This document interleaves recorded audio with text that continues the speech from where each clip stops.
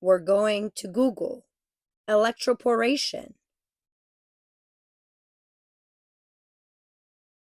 Electroporation is a physical transfection technique that uses high voltage electrical pulses to create temporary pores in cell membranes.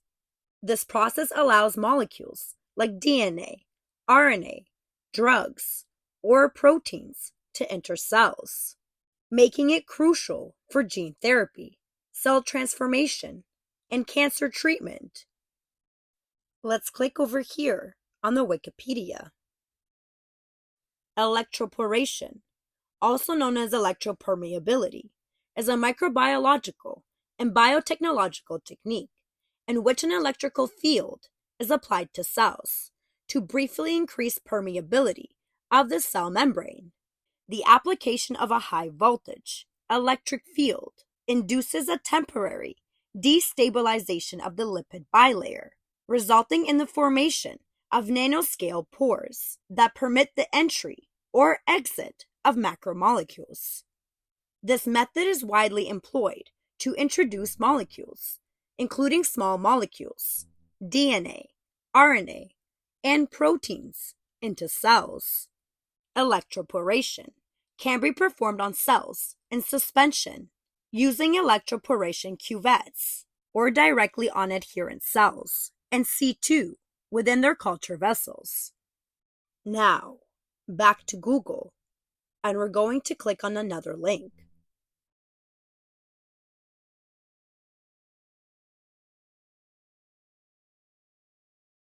Here we are with the National Library of Medicine. Electroporation, Theory and Methods, Perspectives for Drug Delivery, Gene Therapy, and Research. Electroporation designates the use of short, high-voltage pulses to overcome the barrier of the cell membrane by applying an external electric field, which just surpasses the capacitance of the cell membrane. Transient and reversible breakdown of the membrane can be induced.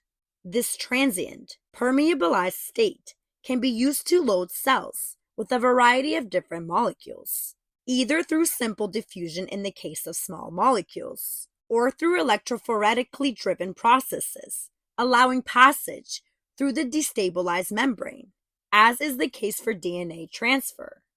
Initially developed for gene transfer, electroporation is now in use for delivery of a large variety of molecules, from ions to drugs, dyes, tracers, antibodies, and oligonucleotides to RNA and DNA. Electroporation has proven useful both in vitro, in vivo, and in patients where drug delivery to malignant tumors has been performed, whereas initial electroporation procedures cause considerable cell damage. Developments over the past decades have led to sophistication of equipment and optimization of protocols. The electroporation procedures used in many laboratories could be optimized with limited effort. This review: 1. Outlines the theory of electroporation. 2. Discusses factors of importance for optimization of electroporation protocols for mammalian cells. 3. Addresses particular concerns when using electroporation in vivo, effects on blood flow, and considerations regarding choice of electrodes. 4. Describes DNA electrotransfer with emphasis on use in the in vivo setting. And 5. Sums up data on safety and efficacy of electroporation used to enhance delivery of chemotherapy to tumors and cancer patients. Now back to Google. And we're going to click on this link. This is from Science Direct.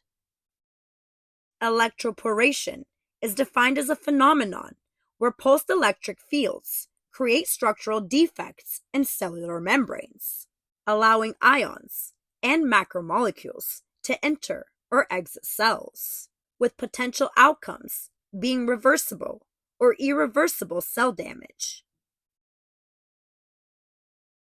Electroporation is a technique involving the application of electric pulses to transiently disturb the lipid bilayer of cell membranes, creating nanoscale pores that enable the delivery of molecules such as DNA, RNA, and proteins into living cells. In neuroscience, electroporation is widely employed to manipulate neural cells by facilitating the introduction of genetic material into neurons and glial cells, both in vitro and in vivo. Initially developed in the 1980s for transferring bacteria and various cell types in vitro, the method was later adapted for in vivo applications, including gene transfer in chick embryos. Electroporation has become a key tool in neuroscience research for studying neural development, gene expression, and cellular function, allowing targeted manipulation of neuronal progenitors and investigation of processes such as neuronal migration. Compared to viral and chemical transfection methods, electroporation offers significant advantages, including non-viral delivery, the ability to transfect large and highly charged molecules, and precise spatial and temporal control of gene expression in specific brain regions.